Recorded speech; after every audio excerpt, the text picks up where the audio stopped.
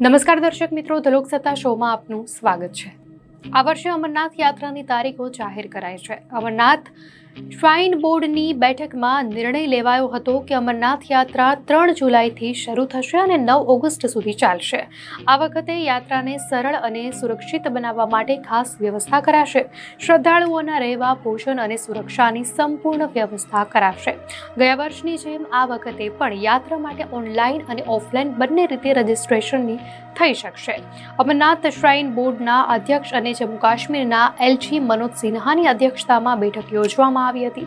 જમ્મુ અને કાશ્મીરના ડીજીપી નલિન પ્રભાત, મુખ્ય સચિવ અટલ દુલ્લુ સહિત ઘણા વરિષ્ઠ અધિકારીઓએ આ બેઠકમાં અમરનાથ યાત્રાની તૈયારીઓ અને તેના સમયપત્રક પર ચર્ચા કરી હતી।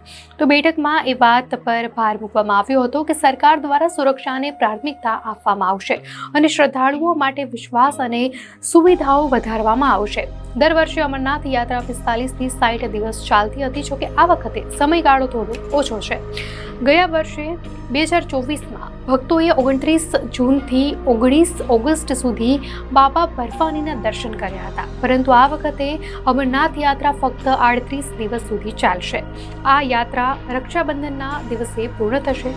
કેન્દ્ર સરકારે પવિત્ર અમરનાથ ગુફા સુધી બાલટાલથી રોપવે બનાવવાની યોજનાને મંજૂરી આપી દીધી છે।